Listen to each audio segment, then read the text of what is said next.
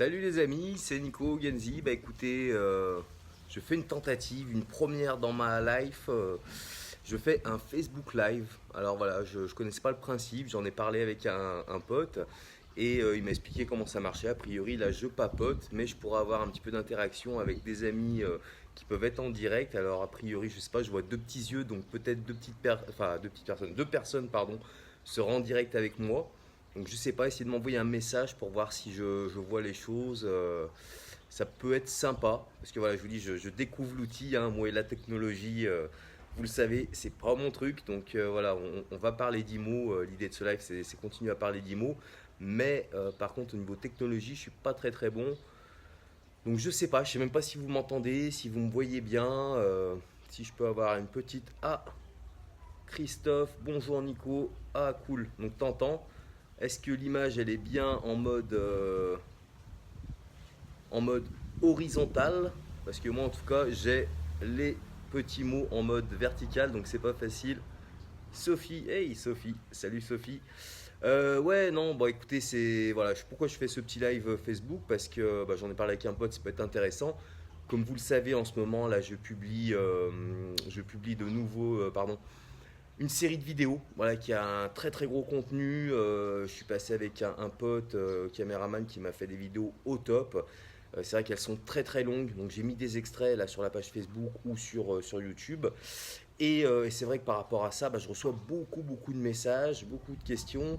Et aujourd'hui dans ce live, bah, je voulais refaire une petite chose, comment dire, une petite chose importante de l'immobilier, c'est savoir un petit peu les différences, parce que j'ai beaucoup de questions qui me disent est-ce qu'il vaut mieux investir dans l'immobilier ancien pour faire des achats-reventes? Est-ce qu'il faut mieux se lancer sur un projet de promotion construction?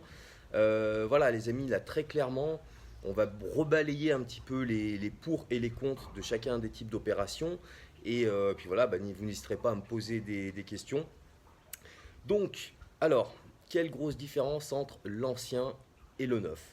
Alors, on va commencer par l'ancien, parce que souvent j'ai tendance à conseiller aux personnes de commencer sur des opérations sur de l'immobilier ancien, de la réhabilitation, de la rénovation.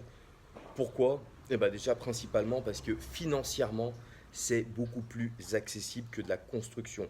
Voilà, dès qu'on va être sur une construction, l'achat d'un petit terrain, d'une maison, on sera tout de suite forcément sur des budgets supérieurs à 150 000 euros, voire beaucoup plus selon l'endroit où on va acheter le terrain. Alors que l'ancien, voilà, on peut trouver des petits produits pas terribles, tout pourris, mais qui ont une belle valeur derrière. Regardez un exemple typique qu'on peut trouver dans les immeubles, ça va être les anciennes chambres de bonne. Vous savez, dans beaucoup d'immeubles à l'époque, on créait des mini-logements pour les personnes d'entretien des immeubles. Donc on appelait les bonnes, hein. Je déteste ce terme-là, parce que même à Maurice, ils utilisent encore ce terme-là, et je trouve ça très rétrograde, mais à l'époque, ça s'appelait comme ça. Et ben voilà, ces petits logements euh, peuvent aujourd'hui devenir des lots de copropriété indépendants et s'acheter finalement très peu cher, mais en les valorisant toujours pareil bien par vos travaux, par les aménagements, les prestations que vous avez dedans, et ben il y a moyen de faire de belles plus-values dedans. Donc, premier gros avantage de l'immobilier ancien, c'est l'accès au niveau financier.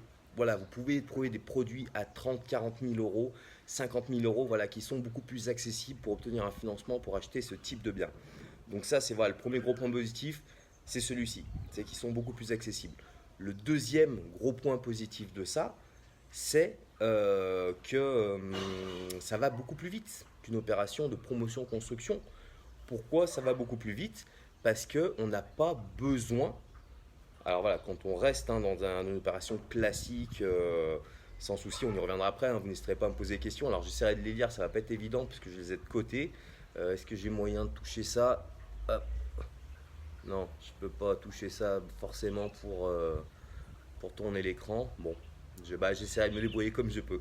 Donc, je reviens sur ce que je disais. Donc, deuxième point, pourquoi c'est sympa les opérations sur l'immobilier ancien, c'est que ça va beaucoup plus vite que du neuf. Pourquoi ça va beaucoup plus vite? Parce que, comme je le disais, sur les opérations simples, donc rénovation simple, réhabilitation simple d'un bien, voilà, on casse des cloisons, on le réaménage, on recrée une chambre, on fait une cuisine US pour refaire une chambre, ce genre de choses. On n'a pas besoin d'autorisation administrative pour faire ça.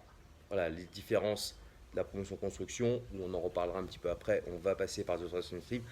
Là, on n'a pas besoin. Donc, on ne fait pas appel à une autorité qui nous dit oui, tu peux faire tes travaux. Si on reste dans notre lot, dans notre appartement, dans notre surface, on fait ce qu'on veut. Et donc, voilà, les travaux, on n'a pas toute cette période d'autorisation administrative qui peut prendre des mois. On le reverra avec le 9.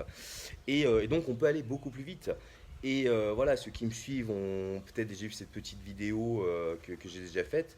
C'est que quand on arrive à être vraiment plutôt très bon dans le, comment dire, dans son business pour les opérations d'achat-revente, si vous arrivez à négocier d'avoir vos clés au moment du compromis de vente, quand vous achetez votre bien, voilà, alors c'est des choses que les notaires n'aiment pas, hein, qu'on ait les clés au compromis de vente, mais c'est faisable.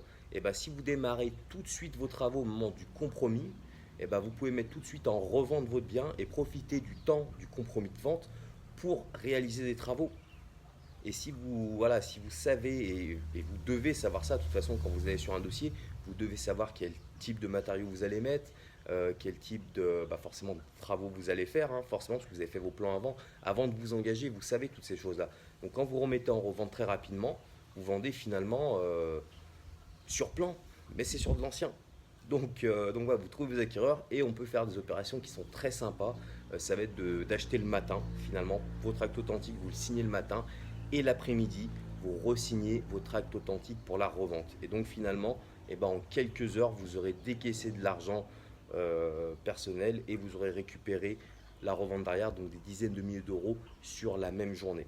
Donc voilà, là c'est un niveau un petit peu plus haut, mais très honnêtement, très très accessible. Donc après, qu'est-ce qu'on a encore comme avantage sur l'ancien? Non, c'est ça les deux gros avantages. Après, on va trouver comment dire, on va chercher quand même des inconvénients, parce que dans toutes les situations, il y a des avantages et des inconvénients. Donc si on cherche des petits inconvénients, lesquels vont-ils être? Eh ben, je dirais, il faut être très vigilant au niveau des travaux, de votre chiffrage au départ. Voilà, ça c'est hyper hyper important. Pourquoi? Parce que à la différence du neuf où on part sur des plans, on a vraiment une idée très précise de comment vont se dérouler les travaux. Il y a très peu de, comment dire, de débordements. La rénovation, malheureusement, on peut tomber sur des mauvaises surprises. Parce qu'on n'a pas forcément, si on est dans de très vieux bâtiments, on n'a pas forcément les plans de l'époque de la construction, on n'a pas forcément des travaux annexes qui ont été faits au fur et à mesure des années. Donc, c'est des fois la petite canalisation qui va passer à un endroit où ça ne devait pas passer, ou éventuellement un câble électrique qui passe dans une cloison, vous n'y pensiez pas. Donc, en cassant, ça pète la ligne électrique et là, aïe, faut en retirer une. Donc, on se met un petit surcoût. Donc, voilà, quand vous faites un chiffrage sur des travaux de rénovation, euh, pardon, bien prendre une petite marge de sécurité sur ces travaux-là. Voilà, ce qui est le style cadre du neuf, mais beaucoup moindre. Parce que dans le neuf, très honnêtement, il y a même aujourd'hui des logiciels d'architectes, des logiciels de bureaux d'études techniques qui vont nous calculer au moellon. Alors, je ne sais pas si vous voyez, hein, à l'aglo près, combien on a besoin pour réaliser une maison complète, par exemple. Alors que la rénovation, voilà, il peut y avoir ces petites surprises, on va dire, d'un chantier, mais ça fait partie du jeu. Donc voilà, moi je peux vous donner un petit exemple, hein, de mauvaises petites surprises. C'était dans un appartement sur la Croix-Rousse. Je ne sais pas s'il y a des Lyonnais qui regardent, hein. Dites-moi, représente Lyon, mettez-moi un petit pouce s'il y a des copains lyonnais dans le truc. Donc un appartement sur le plateau, là-bas, proche de la place de la Croix-Rousse. Et il y avait comment dire, une ancienne canalisation de cheminée qui était là, où le vendeur m'avait dit non, non, ça c'est plus en service depuis des années. Et très clairement, cette canalisation, elle me faisait chier. Elle me faisait chier, pourquoi? Parce qu'elle était comment dire, en plein milieu d'un mur et ça débordait d'une vingtaine de centimètres. Donc je gagnais ces 20 centimètres là en volume dans ma pièce en pétant ça. Et donc c'était super intéressant. Sauf que voilà, j'ai cassé, j'ai replaqué, donc c'est bien, j'avais un mur lisse, j'avais plus cette verrue-là qui m'embêtait. Sauf que malheureusement, c'était encore en service. Alors pas pour les cheminées, puisque c'était interdit d'utiliser les cheminées dans l'immeuble, mais malheureusement, comment dire, le commerce du rez-de-chaussée, qui était un restaurant, utilisait ça pour vider ses gaz de sa cuisine. Et voilà, quoi, ça fait partie des petits aléas de la rénovation. Mais bon, je vous rassure, après, comme tout problème dans la vie a sa solution. et on a trouvé des solutions. Vous voyez, je ne suis même pas rentré dans le délire de faire appel à mes assurances, payer une franchise. Non, on a fait une bêtise, on a fait une erreur. Donc, qu'est-ce qu'on fait? Eh ben, on trouve des solutions. Donc voilà, on a fait un arrangement à l'amiable avec le restaurateur, on a refait les travaux, on a retiré sa canalisation qui échappait ses gaz et c'était réglé. Mais donc voilà pour, on va dire, pour un petit peu les opérations d'achat-revente sur de l'immobilier ancien. Donc vous, si on fait une petite synthèse, ça va plus vite, c'est moins cher. Voilà, ça c'est les deux gros points positifs de ce type d'opération. Et ça crache plutôt bien aussi, hein. On peut faire des jolis chiffres sur de l'ancien. Et si on met un petit point négatif, et ben ça va être comment dire, le budget qu'on va mettre, ce budget de sécurité qu'on va se mettre au niveau. Salut Jean-Marc, hey, ça fait plaisir Jean-Marc, un voisin de la région lyonnaise. Je sais pas si c'était toujours sur Jonas, Jean-Marc. Bon, je tourne un peu la tête parce que moi du coup j'ai les messages qui sont sur le côté quoi. Jérém qui est là, Jérém, Ludo, et mon Ludo. Bon, je sais pas ce que ça donne à l'image Ludo, mais je suis bien en paysage par contre, parce que c'est Ludo hein, qui m'a poussé à faire un Facebook Live. Et voilà, je l'en remercie, c'est cool. Je vois qu'il y a des gens qui regardent en direct, c'est sympa. Mais voilà, bon, je maîtrise pas encore le truc, donc du coup j'ai mes commentaires qui sont comme ça. Mais on va y arriver. Donc voilà, les opérations sur de l'ancien, c'est top, ça va vite, ça coûte moins cher pour entrer dessus. Et donc vous prenez du cash plus rapidement. Par contre, s'il y a un seul petit point négatif par rapport à la promotion construction, ça va être voilà, la non-maîtrise de petites surprises qu'on peut avoir sur un chantier. Donc, le deuxième point, forcément, ça va être la promotion construction. Donc la promotion construction. Hello Greg, ça va? Et donc la promotion construction, vous le savez, hein, mes premiers amours avec l'immobilier. Du coup, si vous avez regardé les vidéos là que j'ai en ligne en ce moment, vous avez pu voir mon tout premier dossier de promotion construction à l'époque avec mes ex-associés sur Lyon.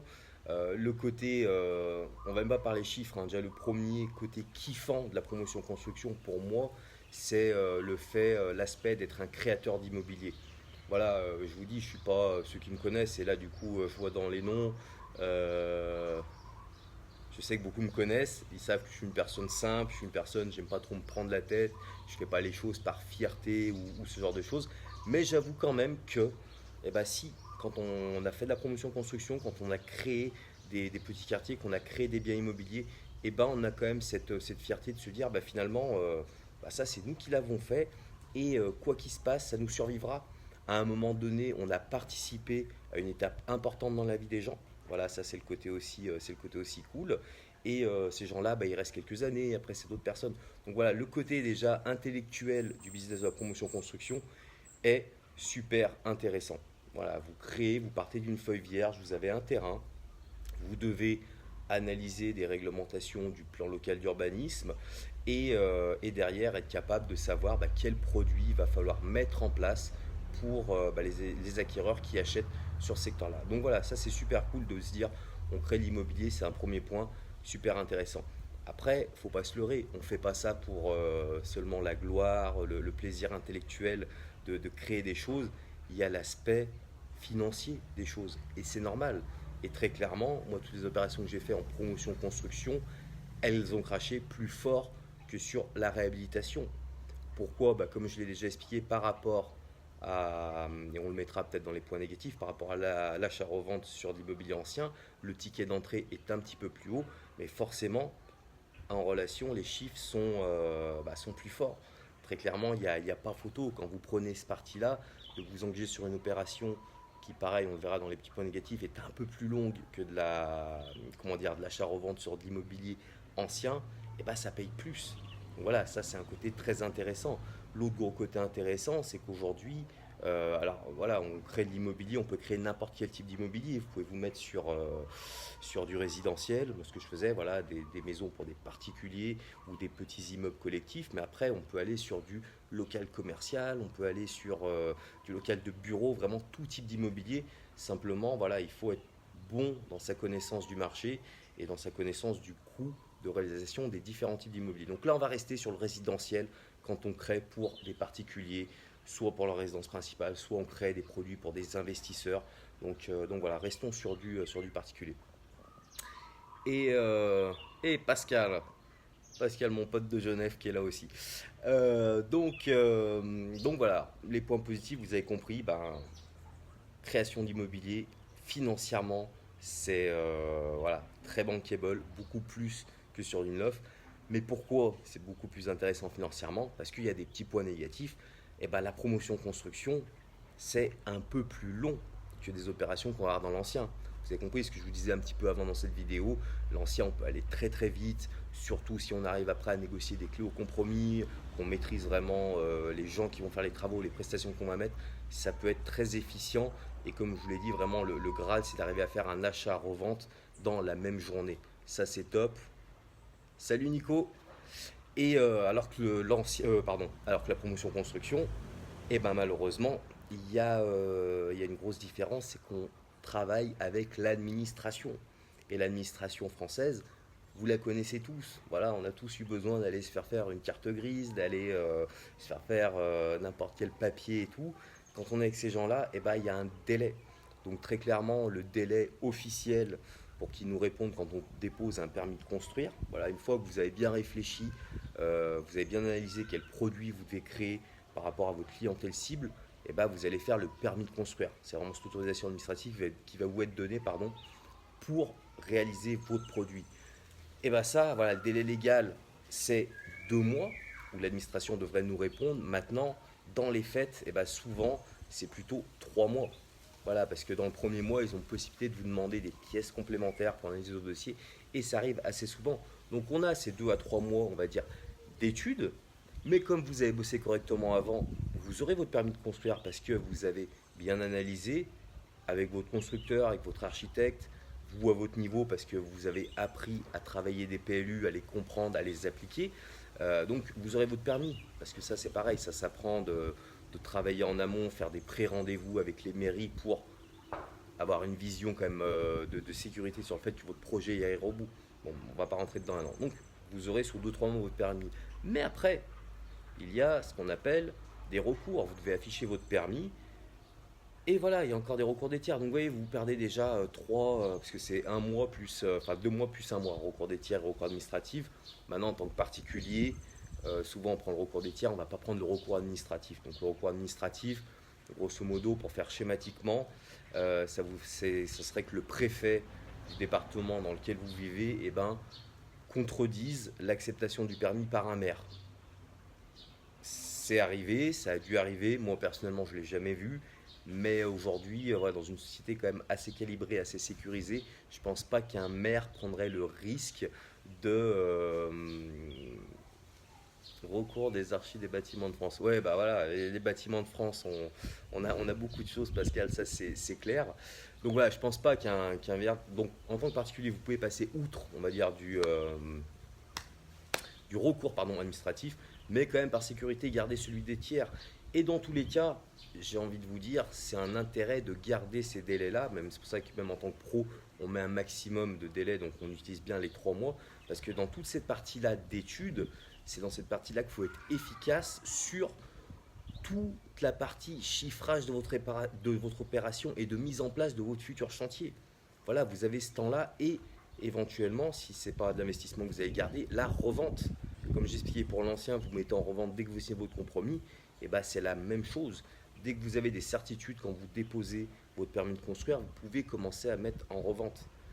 Alors, on ne va pas rentrer dans les schémas parce qu'en tant que particulier, vous ne pourrez pas faire de la VFA, c'est de la vente sur plan, ça c'est un peu plus complexe et tout.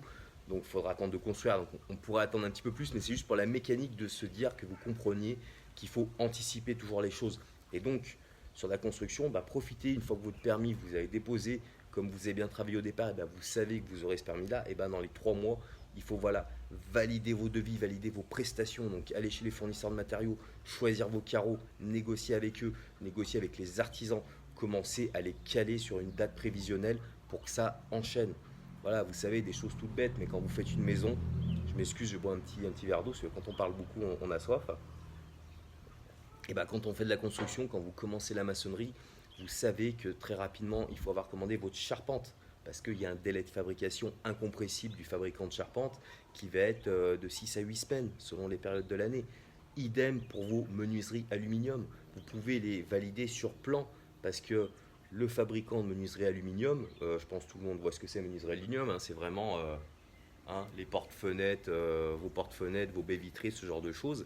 Et bien ça, vous les commandez même sur plan parce que le fabricant de menuiserie aluminium va donner les codes tableaux que votre maçon doit respecter. Donc il y a beaucoup d'anticipation dans un chantier pour que celui-ci prenne le moins de temps possible. Parce qu'autant j'ai envie de vous dire, on peut prendre du temps sur la partie en amont, l'autorisation administrative. Vous voyez, la partie Robin, un certificat d'urbanisme. Oui, on peut demander des certificats d'urbanisme. Moi honnêtement, souvent je le fais pas en amont. Donc je reviens sur la partie menuiserie, donc l'anticipation de son chantier, c'est important. Donc comme je vous dis, prenez un maximum de délais et délais de recours, ça vous permet d'être bon là-dedans, parce qu'après, là où c'est important, c'est d'être efficace dans le délai de votre chantier, parce que c'est là où vous gagnez de l'argent. Voilà, si votre chantier est efficient, si votre chantier est bien calibré, que vous avez des artisans qui respectent, parce que vous avez fait un travail avec eux de relationnel assez intéressant, où ils viendront en priorité sur votre chantier par rapport à un autre, ils se connaissent, ils savent bosser les uns les autres, votre chantier peut aller très vite et c'est là que vous gagnez de l'argent. Pourquoi? Parce que quand votre chantier démarre, là vous avez acheté votre terrain, là ça y est, gling gling, vous pouvez avoir fait des reports de crédit et tout, même si je suis pas fan, moi j'ai toujours préféré amortir un prêt dès le départ, c'est un peu chiant pendant quelques mois, mais bon, peu importe, vous pouvez faire un report, mais l'idée c'est d'aller le plus vite et de façon la plus efficiente possible sur le chantier. Voilà, c'est le deuxième point où on gagne de l'argent. Donc voilà, je ne sais pas si vous avez pu voir ces vidéos que j'ai fait en ce moment. Comme je l'ai déjà dit, dans les dernières vidéos que j'ai postées, là, les longues vidéos qui sont des extraits. Ah bah super, ouais, les joies du direct, je pensais pas. Vierge, envoie un message à mon frère, dis-lui que je suis en live, là, il me fait sonner. Ah, c'est ça, alors je sais même pas si ça n'a pas coupé le truc. Vous m'entendez encore ou pas? Ah, si vous pouvez me faire un petit message, parce que ouais, j'ai reçu des appels, je pensais pas que. Dans les pros du live, dites-moi si. Est-ce que ça marche encore? Ça marche encore, Pascal. Ouais, c'est super. Ouais, enfin, s'il y en a qui sont pros des Facebook Live, je vois qu'il y a mon Seb Ascon qui est là. Tu m'enverras un petit WhatsApp s'il y a moyen de couper tes appels des autres applications quand tu fais ce genre d'exercice parce que c'est complexe. Donc, on en revient à oui, ce que je vous disais dans la série de vidéos que je fais en ce moment. Vous avez le lien dans les dernières vidéos que j'ai mis. Voilà, il faut me laisser votre mail. Et si vous me laissez votre mail, c'est pourquoi? C'est que je vous tienne au courant de la sortie des prochaines vidéos parce que celles-ci, je ne vais pas les laisser longtemps sur le net. Elles vont rester là encore une semaine. Après, ce sera fini. Donc, profitez-en. Il y a énormément de contenu, encore plus de contenu de ce que je suis en train de vous faire aujourd'hui parce que là, je ne vais pas pouvoir y passer non plus le même temps que j'ai passé sur ces autres vidéos. Donc, faites-moi plaisir, allez les voir. Donc voilà, je reviens là-dessus. L'efficience dans votre chantier, c'est là que vous gagnez de l'argent. C'est le deuxième niveau où on gagne de l'argent dans l'exécution de son opération. Le premier, vous le savez, si vous avez vu ces vidéos, c'est à l'achat. Voilà, le premier niveau où on gagne de l'argent en immobilier, c'est à l'achat de son bien. Donc là, en l'occurrence, on parlait de la promotion construction, c'est à l'achat de votre foncier que vous allez gagner de l'argent. Parce que, on va dire, le coût de la construction est grosso modo incompressible. Voilà, on a un coût de la construction en France qui peut diverger selon certaines régions. Parce que moi, par exemple, je suis de Lyon.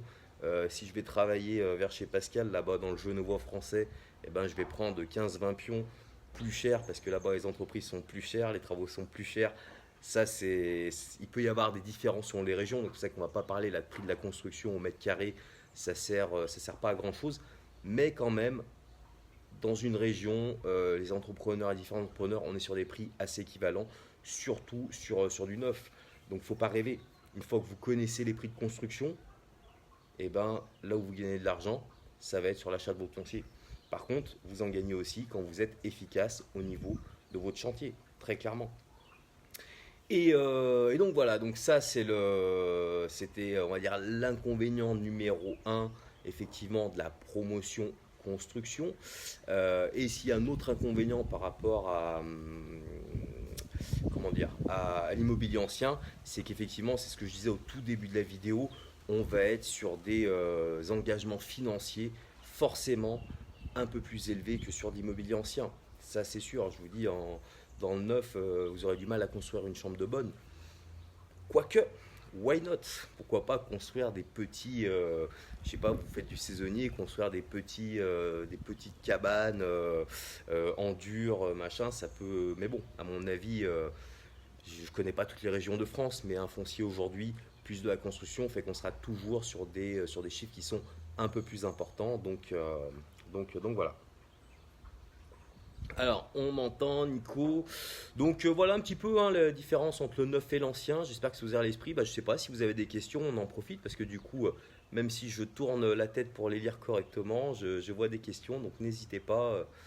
Dites-moi ce que vous en pensez vous. Voilà, qu'est-ce qui vous branche déjà le plus? Vous là-bas, de l'autre côté sur votre écran, est-ce que vous êtes plutôt immobilier ancien? Voilà, est-ce que vous êtes plutôt sur la réhab, rénover un truc pourri, on en fait quelque chose de bien, on le réaménage, bing, on revend plus vite, on prend plus vite? Ou est-ce que vous êtes plutôt sur du neuf, sur de la création d'immobilier, sur vraiment le dire, je pars d'une feuille vierge, je pars d'une feuille blanche et je vais créer des produits qui vont correspondre à une clientèle cible. Alors, qui se lance en premier? Qui me dit ce qu'il préfère et pourquoi il préfère ça d'ailleurs? Tac, tac. Yann. Salut Yann. Ça fait un moment qu'on n'a pas échangé. Toi, t'es quoi alors? Tu t'es plutôt focalisé sur l'immobilier ancien ou l'immobilier ou la promotion construction, le neuf? Alors, Pascal, personnellement, je préfère la réhabilitation d'ancien. Yes, cool. Et là, tu trouves du produit dans ta région? Ça doit pas être facile dans le Genevois. L'ancien, c'est sûr. Christophe, pour la création de société en achat-revente. Attends, faut que j'affiche un peu plus. Achat-revente, il vaut mieux un expert comptable ou avocat fiscaliste. Très clairement, celui qui va t'accompagner au plus loin dans ta société quand tu es en phase de... Ah bah j'ai Cédric qui me dit que la vidéo en live est retournée. Et bah ouais, je me disais bien qu'il devait y avoir un truc comme ça, hein. De toute façon, ça veut dire que c'était peut-être plus comme ça qu'il fallait que je fasse. Bon, c'est pas grave, c'est une première, on en fera d'autres de façon plus sympa, mais vous voyez, quand on maîtrise pas les choses. Donc oui, je reviens sur ta question, Christophe. Très clairement, moi, ce que je conseille toujours, c'est le comptable. En priorité, c'est le comptable parce que tu peux prendre un avocat à côté, mais honnêtement, il n'y a rien de fou en création. Tu crées une société commerciale, SARL, EURL, SAS, SASU, même si moi je dis toujours qu'il faut plutôt partir sur une SARL ou une SAS. Ça montre à ton futur partenaire bancaire que vous êtes deux, même si ton autre associé pardon, a qu'1%, eh ben, intellectuellement, le banquier pense qu'il y a deux partenaires, deux associés, donc c'est mieux. Après, pareil, tu ne mets pas un capital de 1 000 euros. Tu vas faire de l'immobilier, si c'est pour faire de l'achat-revente, du marchand de biens, il faut qu'il y ait un capital quand même qui soit assez cohérent. En dessous de 10 000 euros, ça ne sert pas à grand-chose. Donc, il faut un bon comptable qui comprenne la fisca immobilière. Parce que là, je ne vais pas rentrer dans ce sujet-là dans cette vidéo, mais fisca immobilière en pro, il y a des différences selon les types d'opérations que tu fais. Voilà, que ce soit de la division parcellaire, de la mise en copro, de la RAB simple, de la RAB plus compliquée. Il va y avoir différentes TVA qui s'appliquent. Et je peux te dire un truc, c'est que finalement, eh ben, peu de comptables savent les différentes TVA qui s'appliquent. Donc ça, c'est hyper important. Donc comment tu vas savoir que le comptable auquel tu t'adresses s'y connaît en fisca immobilière? Eh ben simplement, il va falloir le comment dire l'interroger. L'interroger, lui poser des petites questions concrètes, où tu lui mets un petit peu des cas concrets d'opération. Vous en pensez quoi? Comment ça se passe ici au niveau, une fois qu'on a la marge? Est-ce qu'il y a de la TVA? Comment elle est défalquée? Comment l'intégrer? Tu vois, tu essayes comment dire, pas de le piéger, c'est pas le mot, mais tu vois, de le mettre confronté, et tu verras tout de suite, soit il a des réponses du tac au tac et claires qui sortent, donc ça veut dire qu'il connaît, que ça va être que ça va être un bon partenaire, parce que c'est vraiment un partenaire comptable. Si tu vois que ça réfléchit, faut que je me renseigne. Alors s'il dit il faut que je me renseigne, c'est plutôt bien. Ça veut dire qu'il est sérieux et quand on ne sait pas les choses, moi le premier, il y a plein de choses que je ne sais pas. Quand je ne sais pas, bah, on dit non, je ne sais pas. Et ben, on prend le temps de demander et d'avoir le bon renseignement. Mais c'est mieux de savoir un mec qui connaît. Donc ce que tu fais, bah, tu vas en voir un autre. Tu t'envoies plusieurs jusqu'à que tu trouves celui qui maîtrise parce que c'est hyper important. Un comptable peut te faire gagner de l'argent, mais il peut aussi t'en faire perdre s'il déclare mal les choses et c'est chiant quoi. Alors, Nico, plutôt l'ancien à rénover, virgule, rendez-vous mardi soir avec l'entrepreneur pour faire une estimation de travaux avant de faire une offre. Très bien, belle démarche Nico, et continue comme ça. Voilà, c'est dans ces rendez-vous-là que vous faites votre formation personnelle sur la maîtrise du coût des travaux. Vous le savez, si vous avez vu les vidéos qui sont en ligne actuellement, le deuxième point primordial, la connaissance du coût des travaux. Donc allez voir, posez un maximum de questions à vos entrepreneurs. Pourquoi tu travailles comme ça? Quel matériau? Attendez, je m'excuse. Vierge, tu peux l'empêcher de sortir? Parce que sinon j'ai mon fils qui va venir et là il va me sauter dessus, ça va être galère. Donc voilà, échangez avec les entrepreneurs, posez-leur des questions, posez-leur des... Comment dire? Demandez-leur qu'ils vous mettent en cheville avec certains de leurs potes et plus vous en verrez plusieurs pour un même travail, plus vous arriverez à affiner votre connaissance et finalement à vous faire votre propre analyse des choses. Et maintenant que tu auras fait comment dire, cette étude sur ce chantier-là, et ben après, toi, tu vas aller voir des matériaux, quand tu fasses du bricolage ou des vendeurs de matériaux. Tu as des prix au mètre carré de matériaux, tu sais le coût de la main-d'œuvre.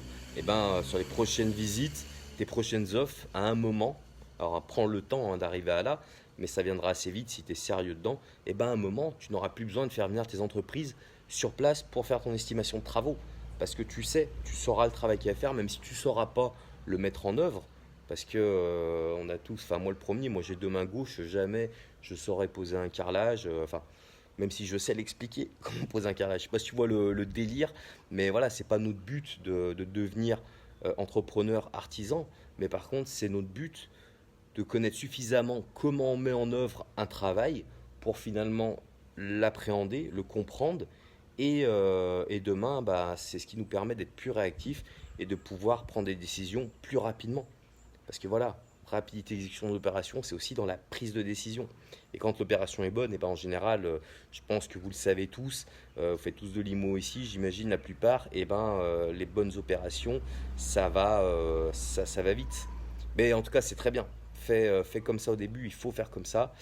Et, euh, et voilà. Pascal, je suis actuellement sur un achat de maison à refaire avec beau et grand terrain, découpe du terrain pour vendre de l'eau, ce qui me paye l'ensemble, création de 3 appartements dans la maison. Gros argent. Bah, c'est bien, tu nous fais de la division parcellaire couplée à de la mise en copro. Pascal, il envoie du lourd et bah écoute, on ira faire un petit saut. On ira faire un petit saut du côté de Genève pour que tu nous montres tout ça, hein, parce qu'on sait que c'est une belle région, donc ce sera cool. Alors écoutez les amis, je ne sais pas si ça se fait très bien de faire ça, surtout maintenant on sait que c'est pas bien de faire ce genre de choses. Si ça gêne des gens, bah dites-le moi. Mais moi j'ai bien envie de fumer une petite cigarette en même temps que je discute avec vous. C'est un petit peu bah, comme je fais quand je discute avec des potes, hein. Moi j'ai ce vilain vice. Alors je sais pas si Facebook me coupera l'image parce que je fume une cigarette. Mais voilà, si ça vous dérange pas, ça on peut continuer à discuter. Même si il va pas falloir que je tarde trop non plus. Alors Yann, tu me dis pour commencer en tant que pro, il faut combien de capital? Parce que je disais un petit peu juste avant, voilà, un minimum de capital c'est 10 000 euros. Et encore, voilà, c'est vraiment un minima parce que c'est vraiment la crédibilité que tu vas apporter à ton partenaire principal dans le business qui est le banquier. Si tu vas avec une SRL à 1 euro, je suis désolé, mais tu n'auras aucune crédibilité vis-à-vis d'un banquier qui finance de l'immobilier. Voilà, il faut un minima montrer qu'on s'investit dans sa boîte et on s'investit comment en mettant de l'argent quoi. Hé hé Pascal, merci d'avoir donné envie d'en faire tout ça. Bah écoute, avec grand plaisir. Greg, tu me dis, suivant la région, moi c'est l'ancien qui fonctionne mieux. Perso, pour moi, je fais les deux, ancien et neuf. Bah écoute Greg, moi je trouve que c'est la bonne solution. Très clairement, mes amis, bah n'hésitez pas comment dire, à aller sur les deux. Si vous êtes dans une région, parce que par exemple, si vous êtes en hyper centre-ville et que vous vous concentrez sur votre ville, la construction, la promotion construction, il y a peu d'intérêt. Maintenant, si vous êtes dans des régions, enfin, ou comme moi je faisais, autour d'une grande ville, et vous faites la ville, c'est top. Plus on a de cordes à son arc, mieux c'est. Après, la mécanique du business, elle est identique, que ce soit du neuf ou de l'ancien. Vous faites tourner des chiffres dans des balances, vous avez des coûts de revient des travaux, voilà, selon si c'est la rénovation ou c'est du neuf. Donc vous savez que vous devez acheter votre produit à la base, donc soit c'est un terrain, soit c'est un produit existant. Vous devez gagner temps, donc ouais, la mécanique est la même. Après, les intervenants vont légèrement différer selon les deux types d'opérations, mais c'est la même chose. Donc faut pas se limiter sur l'un ou sur l'autre, mais on peut avoir, et je vois qu'aujourd'hui la préférence elle est plutôt sur. Allez, salut Nico. Ouais, je sais pas quelle heure c'est en France, ça va être l'heure de peut-être la reprise du. Ouais, je sais pas ce que j'ai foutu. Ouais, bon, bref. J'ai enlevé l'éclairage, super. Donc voilà, bah, je sais pas si vous avez d'autres questions. S'il y en a pas trop, bah, je vais vous laisser en mode sombre. C'est la nuit tombe. Non, on tombe pas la nuit. Je sais pas ce que j'ai foutu. Vous voyez le truc à la con. Là, j'ai l'impression qu'il fait nuit. Je suis dans le noir. Hé, hé, salut mon François. Ça fait longtemps. Merci à toi. Donc voilà, bah, avant de vous quitter, hein, n'hésitez pas, si vous les avez pas encore vues, et ben voilà, allez voir les vidéos. Là, elles sont sur Facebook, elles sont sur YouTube. C'est les dernières qui sont postées, là, un petit peu longues. Dans les descriptions, il y a des liens. Vous cliquez dessus, vous avez juste à mettre votre mail et allez les voir parce il y a beaucoup de contenu. Un petit peu ce que je suis en train de faire là, mais encore plus développé. Donc, euh, donc faut pas hésiter. Alors Romain, plutôt marchand de biens ou promoteur. Alors la majorité, c'était plutôt marchand de biens, hein. L'immobilier ancien remportait la palme aujourd'hui. C'est tellement long à construire. Ouais, mais comme je disais un peu plus tôt dans la vidéo, le jeu en vaut la chandelle. Voilà, c'est plus long, mais comme dit le proverbe, plus c'est long, plus c'est bon aussi. Donc, euh, donc voilà. Et c'est pour ça qu'on terminait un petit peu sur cette idée-là, de se dire que finalement, bah, pourquoi se limiter à l'un ou à l'autre. Parce que la mécanique, comme je le disais juste à l'instant, reste la même au niveau du montage de l'opération, de sa mise en œuvre et de son suivi, sauf effectivement la durée de l'opération. Donc après, si vous êtes capable d'avoir des partenaires fiables sur les deux points, ne vous limitez pas. Vous pouvez avoir une construction qui vous engage sur un an et demi, 2 ans, et entre-temps, des petites opérations plus rapides qui rendent du cash plus rapidement sur de l'ancien. Donc faut pas hésiter. Et ben Romain, je suis ravi que les vidéos te plaisent. Si tu suis celle du moment, bah c'est top. Les autres, n'hésitez pas. Bah là, je vais vous laisser, les amis. Et puis, je vous dis à une prochaine. Voilà, je referai ça parce que je trouve ça sympa, bah, du coup, d'avoir des échanges avec les personnes, hein, ce qui n'est pas le cas quand je fais ma petite vidéo du samedi. Bon, vous savez, il n'y en aura pas demain parce qu'il y a ces grosses vidéos du moment. Mais ouais, je trouve ça sympa. Alors, j'essaierai la prochaine fois de ne pas me mettre dans l'ombre, là, comme je suis en train de finir, d'avoir l'écran correct, parce qu'a priori, à l'image, vous avez l'écran de côté. Mais bon, on apprend, hein. Moi, l'informatique, je suis encore en gros apprentissage. Donc, je vous remercie tous, les amis. C'était cool de vous avoir. Et puis, bah, je vous dis à très très vite. Salut, salut!